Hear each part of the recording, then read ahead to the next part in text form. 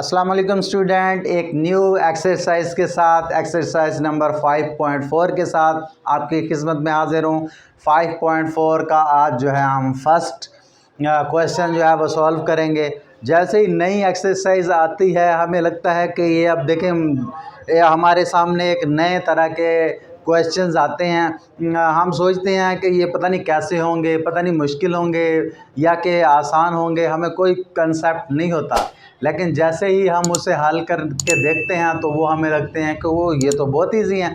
तो ये सवाल भी उन्हीं से उसी टाइप से रिलेटेड है कि ये देखने में तो आपको लगेगा कि दोनों को ए ज़रब बी भी करना है, बी ज़रब ए भी करना है। दो पीछे हम जो है एक्सरसाइज में हम जो है इंटरसेक्शन भी पढ़ते आए हैं, उसके बाद यूनियन भी पढ़ते आए हैं, कॉम्प्लीमेंट भी पढ़ते आए हैं, माइनस करना भी पढ़ते आए हैं सेट्स को। ये एक न्यू चीज़ आ गई है, मल्टीप्लाई करना दो सेट्स को। तो देखें ये उनसे भी ज़्यादा इजी है जो कि हम कॉम्प्लीमेंट निकालते थे। कितना इजी कॉम्प्लीमेंट निकालना था, लेकिन ज़रब के प्रोसेस से गुजारना यानी मल्टीप्लाई करना उससे भी इजी है। तो देखें करते हैं तो आपको पता चल जाएगा। तो यहाँ से हम सॉल्यूशन निकाल रहे हैं। सवाल में वो हमें डिमांड करता है कि ए ज़रब बी और बी ज़रब ए मालूम करके दें। सवाल में वो सेट्स दो दे देता है, ए और बी सेट्स। ए के अंदर ए और बी है और बी के अंदर सी और डी रकमें हैं। तो देखें सबसे पहले हम ए ज़रब बी करते हैं। ए ज़रब बी भी वैसे ही आसान है जैसे कि ए बी सी। तो देखें ए ज़रब बी हम कर रहे हैं तो ए वाले रकमों को देखना है हमने और लिखते जाना है। ए में क्या है, ए और बी में क्या है, सी और डी। जैसे कि हम छोटी क्लासों में करते थे, ऊपर नीचे रकमें लिख के जी पहली रकम को ऊपर वाली सबसे ज़रब देते थे, फिर दरमियान नीचे जो है क्रॉस का निशान, फिर दूसरी रकम को सबसे देते थे।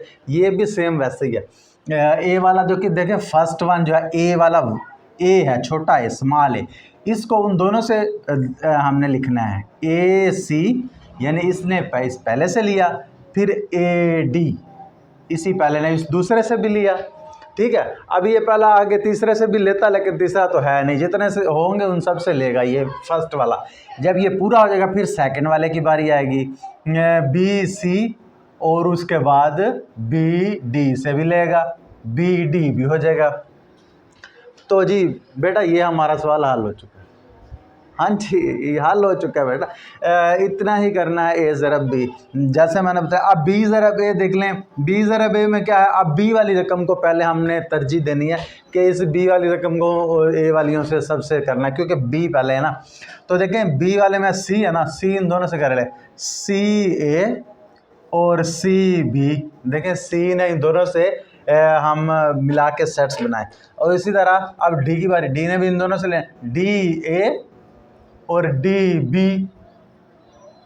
तो ये हमारा आंसर आ गया। तो देखें बेटा नहायत आसान क्वेश्चन है। आप तो बहुत खुश हो रहे होंगे कि ऐसे सवाल हैं आपके पास। 10th की जो मैथ है ये ऐसी आसान, बस आप करने वाले बने, सिर्फ लिखना आपको आना चाहिए। बिस्मिल्लाह पढ़ें, अल्लाह का नाम लें। इतने आसान सवाल आपके सामने हैं तो आप क्यों ना A+ ग्रेड लें।